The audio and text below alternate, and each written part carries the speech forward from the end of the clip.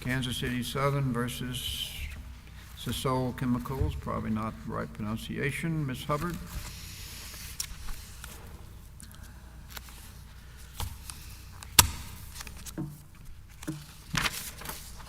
Good morning. May it please the court. Caitlyn Hubbard for Kansas City Southern Railway Company. The district court in this case erred by submitting the party's unambiguous contract to the fact finder.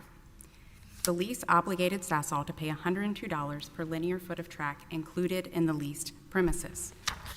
That payment formula obligated Sasol to pay for all track, not just some. This court should reverse the district court's contrary findings for 3 reasons. First, the term track is unambiguous. Under plain and industry definitions, it reaches all track, whether included in switches or elsewhere. Second, the car count table theory does not modify Section 5.1 or fix a rent amount. Again, 5.1 is a payment formula, not a fixed or maximum price term. And third, quite candidly, Sasol's competing interpretations make a hash of the party's contract, creating severe and significant practical problems throughout what is a 25 and could be 40-year lease. I'd like to begin today's discussion with this primary interpretive dispute, reserving some of my time at the end to address the alternative challenges to the unpleaded damage and interest awards. This court's precedent and Texas law lay out clear guardrails for determining whether ambiguity exists. The Poly Code decision issued by the Texas Supreme Court in uncannily similar circumstances just this past Friday fortifies those concepts, and there's just 3 that bear mention. First, as the court knows, it is the objective and controlling text that controls, not disputed and subjective parole evidence. Second, ambiguity does not arise simply because parties or even their lawyers disagree. I think this case is a prime example of that. Talented lawyers can generate plausible, if not varying, interpretations to serve their client's position, but that does not make a contract ambiguous. And third, courts must discharge their text-centered duty, doing their best to construe a contract as a matter of law, particularly when sophisticated parties negotiated it, finding ambiguity only as a last resort, and this is where the district court went awry. I'd like to address first. You may not get to the last point, so let me ask about it now. If the district court were right, I tried to make that as conditional as possible, we're right about ambiguity, is there contrary evidence to what he was talking about, or does the extrinsic evidence largely point to the decision that the district court gave? Your Honor, I candidly, given the extrinsic evidence, it is disputed, and to the Poly Code decision, parties can often put forth competing extrinsic evidence. I think it was quite disputed, but none of that is relevant to the challenge that KCS is making in this court on its primary challenge, which is you don't consider any of that. Stuart, I'm asking you because I didn't think you might get back to that, so move the direction you want to go. Yes, Your Honor. So moving to the text itself. Judge Southwick, your decision in Hess is consistent with Texas law and tells us that when a term is undefined, we look to plain and industry definitions. That is particularly appropriate in this case, where the contract required KCS, a highly regulated railroad, to build the track to industry regulations. And happily in this case, unlike others, those definitions marry up. They mean the assembly of track means the assembly of rails and fastenings on which trains travel. Sasol does not dispute this governing definition, nor does Sasol even dispute that there are in fact 162,471 linear feet of track included in the leased premises that meet that definition. This should have been the end of the dispute. Instead, throughout the litigation, Sasol advanced competing arguments that were unreasonable but convinced the district court to rewrite the text. Here's how they did it. First was their switch versus track theory, and I want to emphasize that this is the actual ambiguity ruling the district court made. I understand that it is not the lead argument that Sasol is pushing in this court, but because it is what the district court ruled, I think it deserves attention first. And on this, Sasol argued that it never intended to pay for switches and that the court should give the 2 terms different meanings to avoid rendering either meaningless. That is the theory the district court credited as reasonable to find ambiguity. It was error. First, Judge Southwick, back to your point, whatever Sasol intended to pay subjectively is plainly irrelevant to the interpretive analysis. And second, Sasol's argument rested on a false premise, that the 2 terms had to have completely distinct meanings in order to avoid being rendered meaningless. That is incorrect. Under our interpretation, each term in fact retains its distinct meaning. Switches are composite structures that include many subcomponents, track being just one of them. Counsel, let me ask you, I apologize if this requests information that may not be in the record, but it seems like we have had railroads and switches and tracks since before the Civil War, and rail yards and contracts that govern how much is going to be paid per track, whatever linear foot, whatever measurement of track. Is there some type of customary definition? Has this ever come up before, or is this a relatively new dispute where a distinction has, in the first instance, been made between switches and tracks? It seems to me that switches have tracks on them. Your Honor, I think you're exactly right. I can't point you to a contract decision, but everybody, at least at this point, now agrees that switches includes track. And of course, I can list you a litany of federal regulations that prove that point. So yes, to your point, linear foot of track is not an uncommon payment formula, and switches include track. And of course, the switch versus track theory also fails to account for that portion of track between the switches and the storage track, which is a principal problem with the theory. But more than that, About interpretation of an agreement.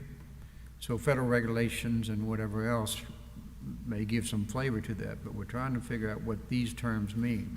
So right. when you refer to federal relation resolving the question, I think that's a bit of a stretch. Yes, Your Honor. I refer to that only because we have your decision as well as the Texas Supreme Court's decisions that say that it is appropriate to look to industry definitions. You had just given a definition of switch Yes. before Judge Engelhardt asked you a question. Where's that come from? There is a federal regulation on that. I will make sure that I have it for you on rebuttal. Why didn't the parties just define track and switch in all the defined terms that are at the preamble of the agreement or the beginning of it? Your Honor, I can't give you the subjective answer for that because obviously I wasn't a part of it, but I think that in construction settings that there are commonly reasons to address the composite fixture and then also address the subcomponent. In this case, that's absolutely true. They needed the composite switch, but obviously we needed track as well, and that needed to be regulated. What do you say that part of the ambiguity could be seen as deriving from the fact that what is said is an amount per foot of track, but nothing in the agreement says anything about how many feet of track there are, other than this chart that's talking about the storage capacity and how many cars can be on the different tracks, where opposing counsel is relying on that particular chart. There is a disconnect that you emphasize in your brief between that chart showing that total number of feet and the provision for $102 per feet. But nonetheless, there's nothing in there that would indicate to either party how much is going to be paid each year. It's got to be measured after the fact, how much track is out there. Yes, right? Your Honor, that is the payment formula that the parties chose. And I think there was actually very good. What we're here to decide. It is what the text says. And I think there was actually very good reason for that. As you know from our briefing, there were contingencies, there were the realities, frankly, of building within a swamp, that what could actually be built might change. It's why the parties, it would make logical sense at least, as to why the parties chose a payment formula rather than a fixed or maximum rent amount. Because storage capacity ended up being very close to what is actually built. All of the track ended up being very close to what was actually built. The only measurement is of the storage, and however many feet that was. That's not quite accurate, Your Honor. In the lease. There is a construction detail chart, the car count table, that is on Schedule 1 Drawing A that does list the track feet. The drawing. Schedule 1 Drawing A is that larger chart Right. that has the PDF of the CAD file, which there were GPS coordinates, and it is measurable and in fact has an actual. Measurable. Yes, it is. But not measured. It could have been, and it was by the engineers, but nonetheless. All I am getting back to the point that you look at this lease, you like to know how much is going to be paid, you look for that information from the lease. The best number in there is one that supports the other side, and there is no comparable number to support your side. I'm not saying that creates ambiguity, but it Right. may be headed that way. Well, Your Honor, I think there's 3 points to make to that, and the first one is this very premise that it needed to be fixed or measured pre-construction. That's more of an equitable argument than a legal one. You don't see a single case in their brief, because there is not one, that says that the parties must fix that pre-construction. That is not the case. You can. No, but even the railroads personnel didn't know what to bill when it came time to build the lease. Well, Your Honor, Your Honor, a couple of points to that. Number one, I take your point, but you're looking to disputed parole evidence. And number two, what we know about that is that you're looking not only at disputed parole evidence, but you're even looking at the type that can't be considered because it's so well past the contracting date that it's not even a surrounding circumstance. And more than that, you're looking at accounting people who did not necessarily know what clear point to clear point meant or what KCS's interpretation meant at the time of contracting. But all of this, Judge Southwick, Judge Wilson, I think really what the metaphorical straw that breaks the camel's back here is what Sasol has endearingly coined our contractual havoc table. And that is at pages 48 to 50 of our brief. We know from this court's decision in WMC&T versus Triple N Realty Advisors, when one party's interpretation creates absurdities throughout the contract, it is unreasonable as a matter of law. And I make this point because when you look at that table, and I will list just a few, there are countless areas in the lease in which the parties tethered crucial safety, maintenance, liability, and other obligations to the unadorned term track. Section 7.1, Sasol agreed to inspect and maintain the track. 14.1, Sasol agreed not to place hazards too close to the track. That was including around curved track, which would of course include switch track and the track that extends from it. 17.1, Sasol agreed to be solely responsible for all damages to the track. Each of these provisions, each of them, Your Honors, require track to mean all track, not something less. Now, Sasol acknowledges this serious problem with their interpretation, so they have pivoted yet again. In this court, they argue that the term track alone means something different than the, quote, linear foot of track phraseology in Section 5.1. That is simply incorrect. The court need look no further first to what Sasol invited the district court to hold in ROA 1540, the judgment. The court interpreted the word track alone. Second, as a matter of pure grammar, track means track, whether it's used as a standalone noun or as the object of a prepositional phrase. And third, and regardless, Section 3.3 uses the same phraseology as Sasol admits and allows Sasol to terminate certain track from the leased premises, but they cannot do that unless track means all track. Now, what they tell you in this court and what their witness said below is, well, we'd give it back. Your Honors, candidly, that is an atextual Band-Aid for a severe textual wound that their interpretations inflict, both of them. And I would remind the court that the ambiguity actually made was switches versus track, not the car count table at all. So I understand that Sasol's only argument that they can make in this court textually on the car count table is that Section 5.1 is unambiguously tied to it. They cannot make that argument for the reasons we've discussed. I would like to turn briefly to our alternative arguments in the brief. Now, as stated, if the court agrees with KCS that Section 5.1 is unambiguous and reaches all track included in the leased premises as two sophisticated parties drafted, then you need not reach these at all.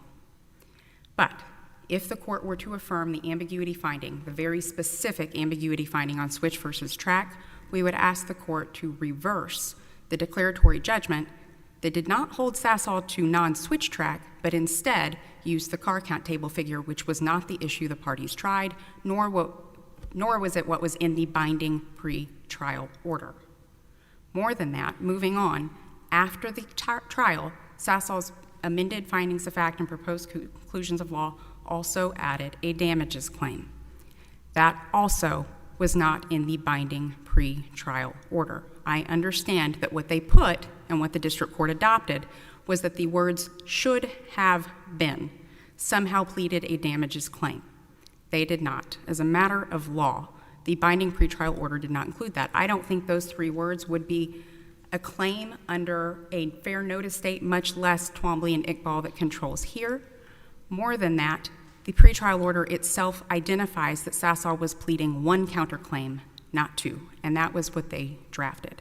Under Elvis Presley Enterprises, that binding pretrial order precludes the post-trial pivot.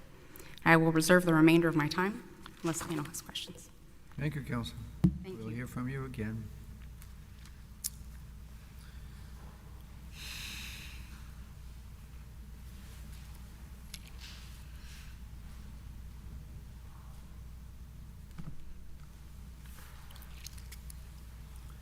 May it please the court, my name is Matthew Coveler, and I represent the appellee, Sasol. To answer the question, there is lots of evidence that was considered by the district court, but at the end of the day, the district court did not abuse its discretion in determining that the purpose, the party's intent in the contract, was to adopt linear feet of track equals the track table. And so, if we talk simply about some of the evidence that the court could have and did consider, we start and perhaps can end with the admission of the boss of the lead negotiator, Jennifer Fussell, who said, when asked, how do I do this? It's the table. Look at the table. Oh, but none of that comes in if the lease is clear, if it's unambiguous. If So if the district court erred in that initial finding, then we don't even get into any of that. It's interesting. We have argued from our friends at KCS that there are a series of judicial admissions that were made according to them. One could certainly argue that some of these kinds of interpretations might be treated the same way and might rise to that same level. But to your point, Your Honor, the key is whether or not the contract was ambiguous. And the district court correctly determined it was. Is there anything in the contract that says the amount to be paid is to be as reflected on drawing A or whatever the table is that's attached? Isn't that section 1.1? Doesn't that, there's nothing in there that suggests that the calculation of amount to be paid would be based on this table, right? You're relying on extrinsic evidence to go to the table and say, well, that's where the number of feet is. Respectfully, Your Honor, there's actually evidence within the contract that says whenever we refer to the linear feet of track, we mean the table. So, Your Honors, I provided a handout. For purposes of calculating what will be owed. Correct, Your Honor. So if it's of any use to you, in front of you is a handout, and it starts with And provided to opposing counsel, I'm Of sure. course, Your Honor. Any objection to this document?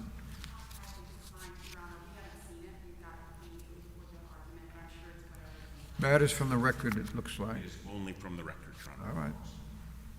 So section 5.1 starts with Sasol shall pay KCS $102 per linear foot of track included in the leased premises per year.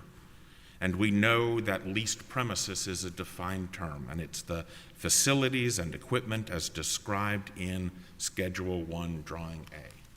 So essentially what the parties have said is it's $102 per foot as described in, per foot of track as described in Schedule 1, Drawing A. The second page of your handout folds out, and it's the drawing.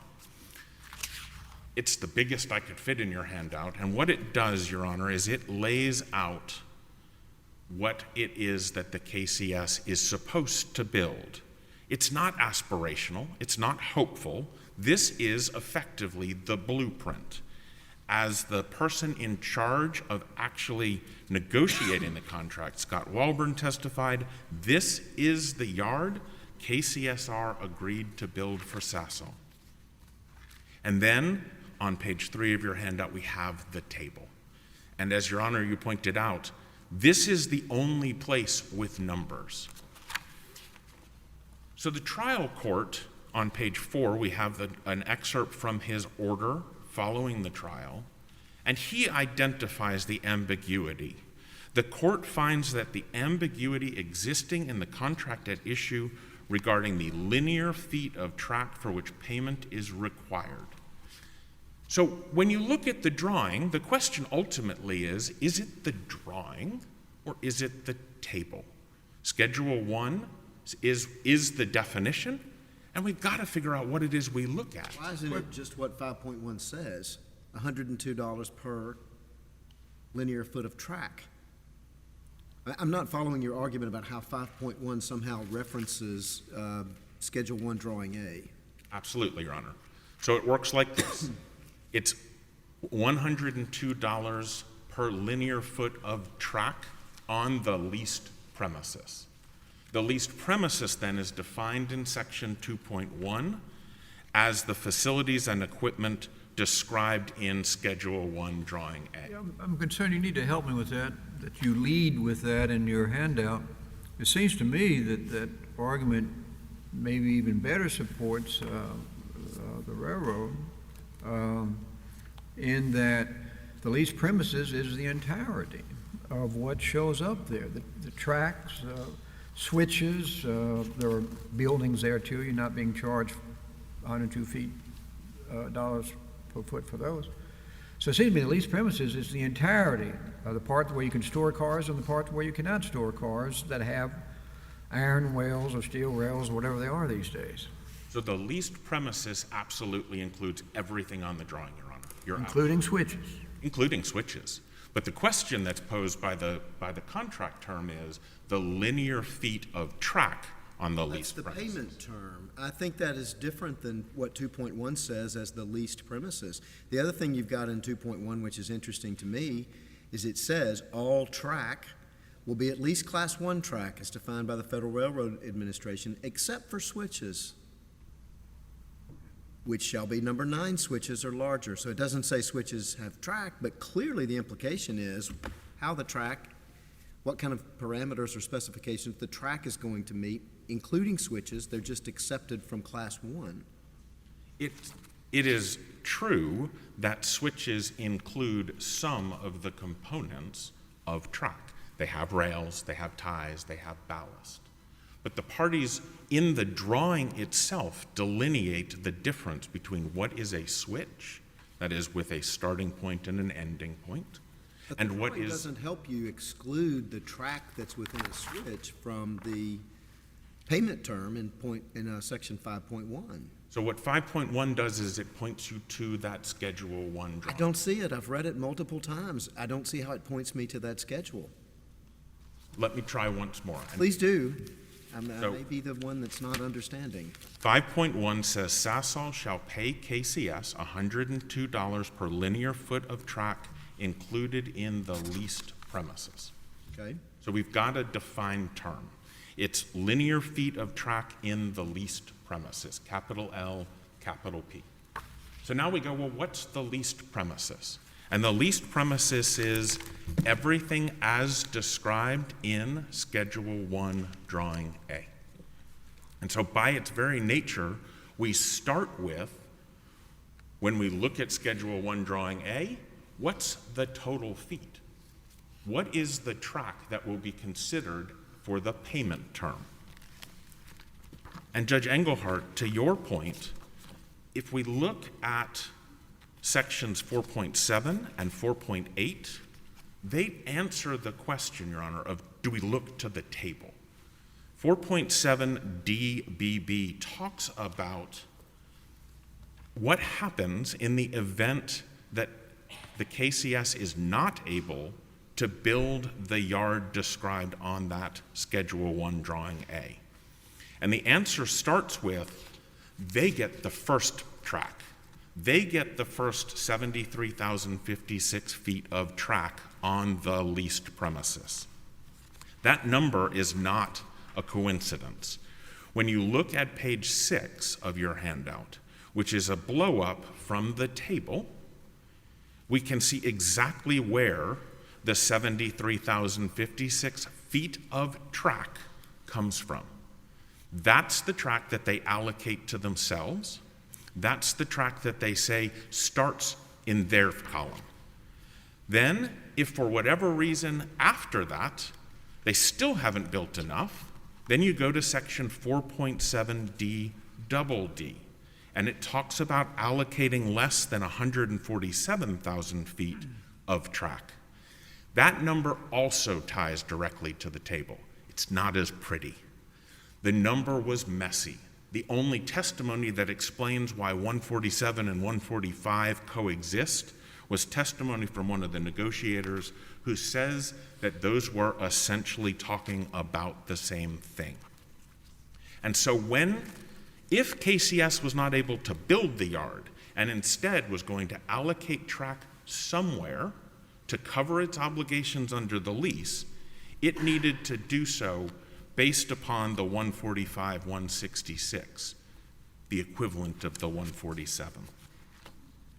And then if you look at section 4.8, it's even more clear. So this is what happens now. After 5 years, they've allocated track for a while, but at some point, if they're no longer doing that, what happens to the commercial terms that are left behind? And the answer is we look to the percentage of leased premises track permitted. And when we look at the percent of leased premises track permitted, there's a footnote. It's calculated using track feet permitted as a percentage of the 147,000 feet of track in the leased premises as set out in Schedule 1, Drawing A. Judge Wilson, they're tying the track in the table directly to the leased premises and the track feet. There was a discussion in passing about Section 3.3 and the idea that there would be a termination of some track, but not all the track. But what Section 3.3 does is supports this argument as well, because Section 3.3 doesn't talk about terminating just track. It talks about terminating any portion of the leased premises, which would include not just the storage table, but everything else in that area. But when they pay under 3.3b, that is, if Sasol chooses to terminate a piece of its leased track, then it pays based on the remaining track feet. And finally, even in Section 7.6, one of the provisions that they talk about as being this parade of horribles, there's a discussion about charging based upon the storage track, the track in the table.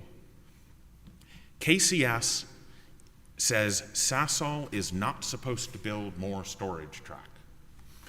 Sasol is allowed to build other kinds of track on the yard if it was to choose to do so, but not storage track. But what happens if Sasol chooses to put some cars on that track? And the answer is any constructed tracks that are used by Sasol for the storage of rail cars will be subject to the fee set forth in 5.1 of the lease. And then, Your Honor, to your question, don't we need a price? The answer is, of course. We have to know what we're going to pay. And KCS relies upon an as-built drawing in order to try to figure out what they put on the ground. But the truth of the matter is that that's not what the contract talks about. The as-built drawing is in section 19.7, and it is a throwaway. At the end, when you're done, you'll provide us an as-built survey of the leased premises. But that section is in no way, shape, or form tied to what they are supposed to charge. What they're supposed to charge is with reference to Schedule 1, Drawing A, the thing that defines the leased premises. What concerns me about this case, counsel, both sides really, but only you answer. It does seem to me there are things in this lease that potentially could support either. There are some absurdity points that I think have some merit raised by the railroad. Your argument, I may not be accepting fully, but it has some traction. That doesn't mean there's ambiguity. Like your last point, where you just said this completion map, it could to me, it seems to me equally possible, quite contrary to what you're arguing, is that completion map is what's to be used to determine what the total cost of this lease will be every year, as opposed to the chart that's never referenced in the discussion of $102 per linear feet. So I don't know if it's an ambiguous contract. It does seem to be, it could have been written better, but whether it sinks to the level of ambiguous, you got a little ways to go with me.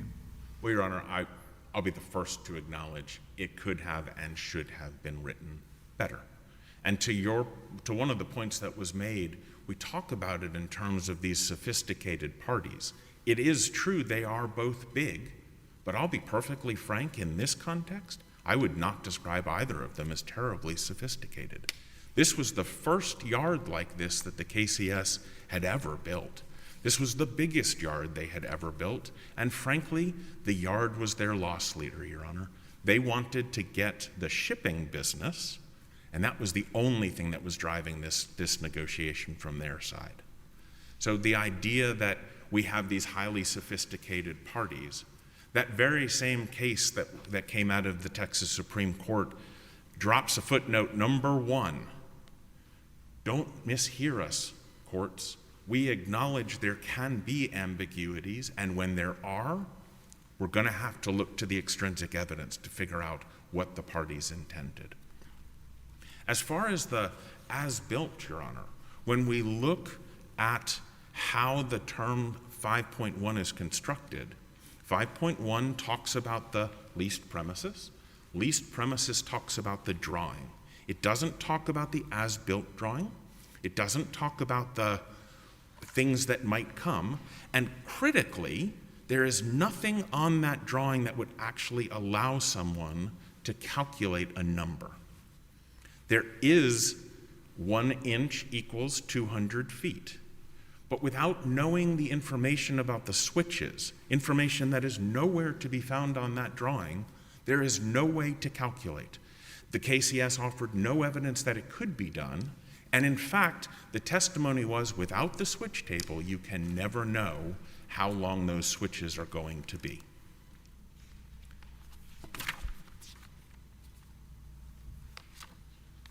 Finally, Your Honor, the question comes up about the damages. The question is not whether or not the pleading or the pretrial order is pretty. The question instead is, did the district court abuse its discretion in interpreting its own order? And the answer is, it has the right and ability, when the parties have used terminology should have been, and to be clear, pointed out to the court by both sides that this is the support for damages. He interpreted his order and came to the conclusion that this was intended to seek damages. And the court has, or the district court had and has, great discretion to interpret its own pretrial order. Well, but do you agree if it's not in there, if we decide otherwise, then it is error to have reached damages? It has to be in the pretrial order. Do you agree with that? And so the whole issue is it proper to interpret it the way the district court did? Correct, Your Honor. All right. Anything else for us? If you have no other questions, Your Honor, I would cede my time. I appreciate it. Respectfully, Sasol would request that the court affirm the district court's judgment. Thank you very much.